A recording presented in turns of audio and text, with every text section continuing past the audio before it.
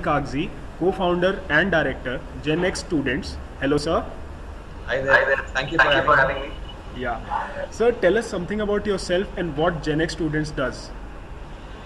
So Genext Students is an O2O education solution provider in the after-school space. And by O2O, I mean that the last mile delivery is offline, which is in terms of tutors going to the student's house who are needing home tutoring services. But all the management happens online, right from onboarding the tutor to finding the right tutor to tracking the tutoring that is going on, payments, content, all those kind of things. Basically, we cater to the school segment, that is classes 1 to 12, and those students who are needing home tutoring at their own home. So, sir, what makes you so different from other portals in your domain? Right. So, in education or specifically in EdTech, there are a lot of people who are providing, let's say, content, online content in terms of website or mobile app. There are a lot of people who are also doing online or virtual classes, something similar to, maybe like a Skype session or something like that. But what happens is that these are all very passive and ancillary service because there is no direct contact between the student and the tutor. And also the students who are in the school group, right? They are quite young and they need some assistance from someone like a tutor who could help them, who could motivate them. So there needs to be some sort of a physical assistance or intervention, and that is what we are doing. So providing a wholesome solution wherein we have content, we have tutors as well, and there is an ongoing assistance to the student as well. So, what inspired you to do this? I mean, where does this idea of Genext Students started and how it is started? So see, the whole idea came to me while I was studying at London School of Economics, and in fact my other co-founder Asad, he is also a pass out of LSC, and both of us there we realized that technology is a very important aspect in education. And even if you look at India, there are so many students, but we don't have enough schools or enough teachers. And how do you bridge that gap is through the use of technology. So that's when we started thinking about using technology in education. We started with just being an online content platform, but we realized that content is not enough, and then we moved on to doing something what we are doing now. So, how do you manage to provide tutors and how do you decide which one is most appropriate for which client? So that is where technology plays a very, very important role as well.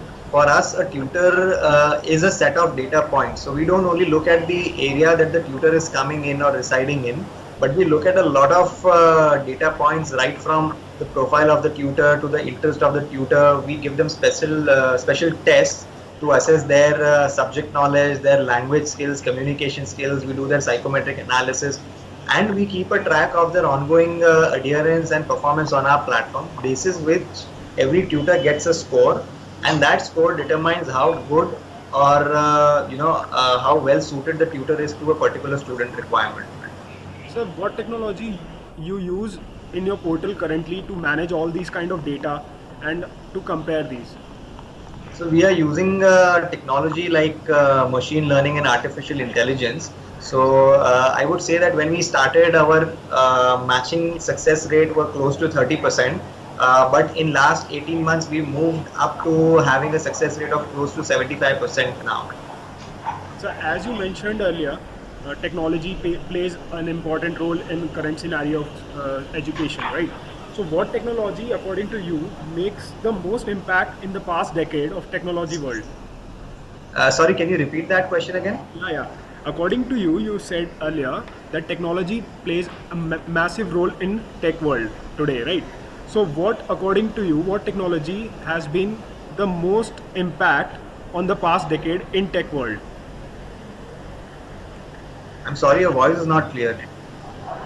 Okay, I'm gonna repeat the question again. Yep.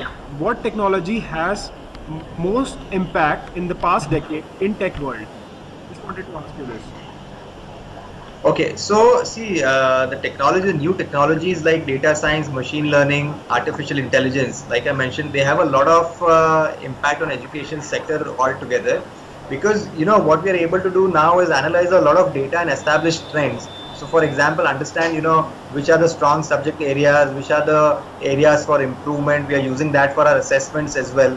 we're able to establish trends as to which topics or you can say which topics or which modules that students are struggling with. So there we can create more content, different ways of teaching. So these are very, very important and handy technology.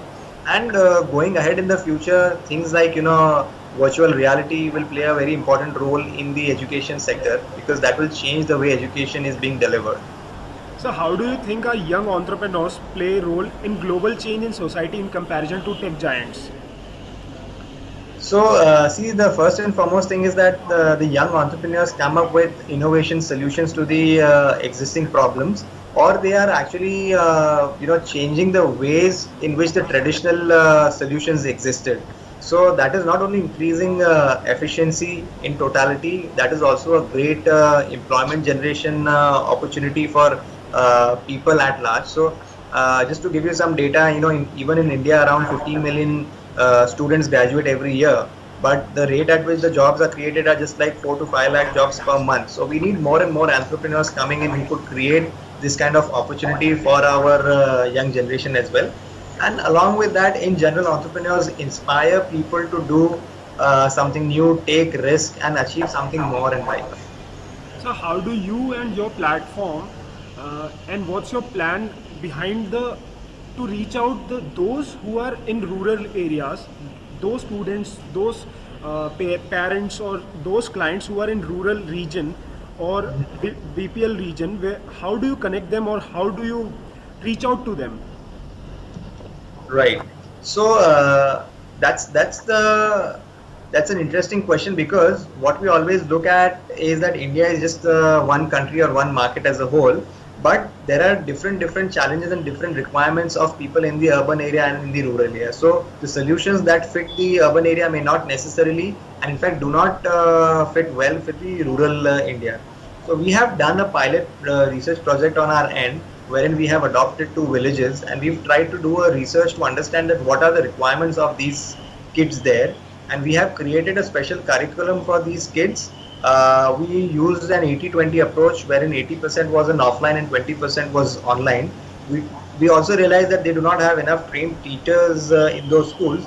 So we took our tutors who trained the teachers there in the best teaching practices. We also conducted sessions for English language, and then we started, introducing concepts like video-based learning, online assessments to these students, so that they can understand these things and start grasping. So this is something we did pilot last year, and we'll continue to do this over this year also. So how do you handle your client feedback and implement that into your perspective that is going to be working on the students or the clients you are working with? And do you do that manually or you use some sort of technology to do that automated? So you mean automating for what? Can you repeat that again? That client feedback thing, that Mm-hmm. when you get some feedback from your client, how do you work upon that and what are your strategies to tackle that? Right.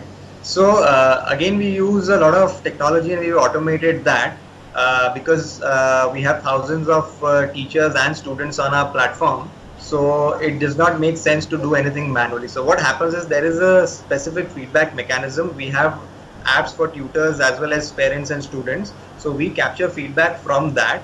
Plus, what we are also doing is, because there is a lot of interaction of the tutors and parents on our platform, so we have collected certain data points to identify the behavior of the parent as well as the tutor. Now these data points are taken, we do the analysis at our end, that is where the data science and machine learning comes in, and then we take specific actions wherever the need be. So whether it is academic, whether it is related to something professionalism, whether it is related to behavioral aspect, then we bucket them into those specific verticals and we take appropriate action. Kagzi, co-founder and director,